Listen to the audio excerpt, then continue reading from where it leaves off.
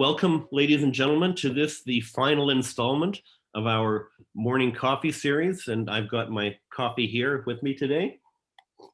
We're delighted today for this final installment to be joined by Miss Esi Edugyan, author of award-winning novels such as Washington Black and Half-Blood Blues, which I'm currently reading and enjoying and appreciating very much. I'd also like to alert our colleagues that Esi will be a keynote speaker at our BCCIE Summer Conference this year with the theme of addressing privilege. You will want to join us. So welcome, Esi. Thank you very much for making the time for us today. Yeah, I'm delighted to be here. Yeah, thank you. So maybe I could just sort of, without reciting your biography, except as it intersects with some of our conversation, I'd like to begin the conversation. Much of our audience today is comprised of international educators. A big part of our job is to offer pastoral care to the hundreds of thousands of international students from all around the world studying here in BC and in Canada. In a way, their experience here mirrors that of immigrants in our education system as well. Now, you have had much interface with different education systems yourself. You were born of Ghanaian parents in Alberta. You went to elementary and high school there, pursued an undergraduate degree in Victoria, a graduate degree at Johns Hopkins University in Baltimore, and then followed by artistic residency terms across Europe, notably in France and Germany, which I think became the architecture for Half-Blood Blues. Now, I wonder if through this lens of your own experience, you could talk a little bit about identity, about belonging and nation, and on the experience of otherness you might have had in these different academic settings. Yeah, I mean, those are very big themes. You know, I think maybe it's probably worthwhile for me to just boil things down to a few of my experiences and maybe some of my impressions of those experiences. I'll start by saying, you know, something that's really struck me when I was going through the school system, but that didn't, you know, I didn't really think much about because I was obviously very young, but that's been much on my mind lately, is the fact that in terms of how different, I guess, cultural histories are taught within schools. So for instance, you know, you take history class in, you know, all throughout your primary and your secondary schooling. And you know, looking back on what was taught in those classrooms, there were some fairly large omissions. And I think for me, particularly as a Black Canadian and as a, you know, a Black Westerner and a woman, you know, there were things that I would have really appreciated having learned about as I was going through school. You know, I remember it wasn't until I had moved to the United States and was studying in Baltimore, and I was frequently going to Charlottesville, Virginia, to visit my well, then my boyfriend, but you know, my husband now, who was doing his graduate work at the University of Virginia. I remember going to the library on campus there in Charlottesville and getting out a book on Alberta. It was, you know, I didn't expect to find this book there. It was, I think, maybe one of very few histories of Alberta that they had in their collection, but I took it home and we're back to our apartment and I opened it up and, you know, I was confronted by this image of Black settlers at the turn of the 20th century, you know, settling the land up in northern Alberta. And I was utterly shocked to see this because this was not at all you know, a segment of history that I'd learned when I was, you know, in all of my schooling, you know, I would say even in my undergraduate degree, you know, this wasn't something that I had come across. And I think in terms of, you know, you're touching upon ideas of belonging, having some sense that there was, you know, had been an African diasporic population who had been part of settlement, you know, part of our core history of that province, that this was something that had completely been omitted from my education. I thought this was astounding. And I think we need to do maybe a better job of having more inclusive histories in our curriculum. And I think, you know, I guess the earlier that we can introduce such histories, the better. And, you know, I have blind spots as well. I have a friend who was saying that his generation of of he really felt that he could have benefited from learning queer histories, for example, in secondary school, because his generation had a very sort of narrowed idea of queerness, which was very much overshadowed by the specter of HIV, which is sort of what he had grown up alongside. And I thought, yeah, I hadn't really been thinking of queer histories as well, but there's sort of so many I guess strains of Canadianness that we're overlooking when we look at that core curriculum that I think we could really address in terms of allowing people to feel a greater sense of belonging, and also people learning about simply about the histories of the people with whom they share their country with, right? That these are also your histories.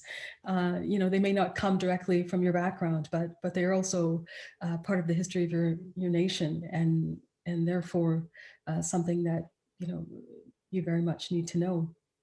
I could go on, but Well, that's, I mean, I'm born and raised in Vancouver, and all I knew was that Jimi Hendrix visited here a couple of times because his grandmother lived here. I had no idea of the importance and the size of the Black community and Hogan's Alley and things like that in Vancouver. And again, this is just another example of many examples of omissions. And we're talking about decolonizing the curriculum and decolonizing international education. Yeah, that it's all part of this journey I think we're on. Yeah, thank you for that. One of the themes that comes through in your speaking and writing is the importance of community, and this is assumed obviously even greater, I think, relevance and importance during this pandemic year. Some argue that technology has expanded some of our communities while the pandemic has altered other parts of our community. Could you maybe make reference again to your own interests and experience and talk about the evolution of community, especially as we've seen in the recent events and possibly the re-emerging importance of it moving forward? Yeah, I mean, if obviously with this pandemic, it's really forced us to re-examine so many of the ways and so many of the structures that we've put into place, and that have we've really deemed as being sacred, and the way that things are done, but that maybe aren't really at their core working very well for us. Post World War II, when it came to building community, uh, there was so much emphasis placed on granting people space. Like space is a luxury, I guess is what I'm saying. Space is very much a luxury, and we've always sort of had drawn the links between kind of space and privilege, and space and luxury. I guess maybe looking at the suburbs and how they were constructed post World War II, with this emphasis on space, and in particular an emphasis on privacy, to give people some distance from their neighbors. That I understand that impulse, but having lived in the suburbs during the coronavirus, when we're all told to not gather indoors and not connect physically, um, you really start to notice the ways that the emphasis on privacy has kind of wrought collective isolation. Like we're all supposed to be enjoying our privacy, but we're all extremely isolated. And I started to feel that it was a shame that, at least in my neighborhood, there wasn't maybe a central space that people could maybe pass through or agree to meet at as they're going on to maybe have a walk together in a small group in a different area, but that there was really no kind of center. There's a lack of a center. I speak to my neighbor only when I see her at the eye doctor's office, which is where she works, and she was saying, it's such a strange street where like everybody's homes are facing the street, but you never see your neighbors. Like it's such a rare thing. You see way more deer and maybe Canada geese than you see people. And I really feel like that's something that we could start to talk about post-pandemic, is how can we create a kind of center within sort of more, I guess, remote or even suburban areas, so that we can have a sense of community. Uh, when we're confronted with situations like this, which I know are very rare, but just in general, because I do think that this sense of isolation was merely emphasized by the pandemic. I think it's always been there.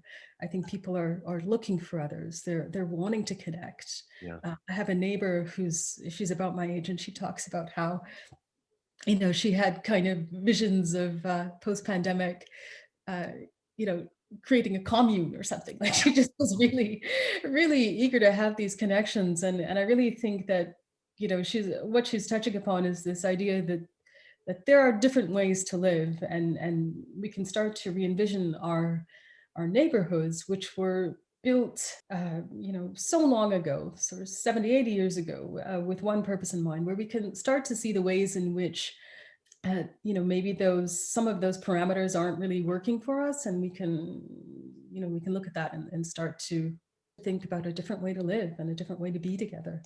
Yeah. Yeah. We're in my neighborhood. Of course, I think, our neighborhoods were all built for cars post World War, drive Yeah, to the mall and yeah, enforce that sort of separation. And now we're talking in city planning about 15-minute cities, or where, you create the opportunity to walk instead of drive, and have every service closer by. this is the other thing as well. Yeah, the fact that everything is built around the car, that this is something that's been extremely detrimental to all of our health. I mean, I'm fortunate enough to live near a bird sanctuary and near the Mhm. water, which is great. So, but that's kind of one path that we can take to get our exercise, and it's the same one. And it's lovely because it's always evolving, and at different times of year, you've got sort of different birds, and but it doesn't kind of alleviate this sense of isolation. I think that there's another way to maybe even use that space or re-envision that space so that it does become more of a gathering spot. Actually, and you did see that during the height of the pandemic back in last March, the local government decided to shut down this kind of major thoroughfare Yeah. on the spit that goes, passes the lagoon and the ocean, and it became a walking path. And you saw immediately things just flourished, and people were bringing their children down to ride their bikes, and you would see sort of elderly couples out for their walks, and everybody was keeping their distance but talking, and it was this really lovely thing. And and then came the collective conversation about whether we wanted to keep it open, or whether we wanted to, keep it shut, or whether we wanted to reopen it.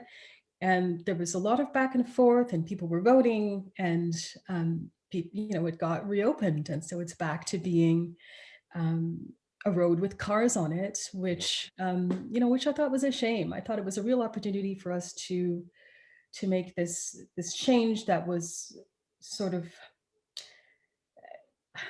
anti-car, I guess, shutting out the car, but creating more of a centralized space for people to meet. But Mhm. maybe that's something for the future. It's maybe Yeah. that conversation is not over. Well, we're in the middle of learning how to read sort of eyebrow and eye language, because we're trying to smile, but our mouths are covered by our masks. So maybe that is the next step in this. Essie, this is really so interesting, but we promised to take only 10 minutes of your time and our colleagues' time, and I think we have done that. I look forward to exploring these and any number of other subjects when we meet again in June. Thank you very, very much for joining us. I know my colleagues will be most appreciative of meeting you. And yes, thank you very much. Thank you so much, Randall.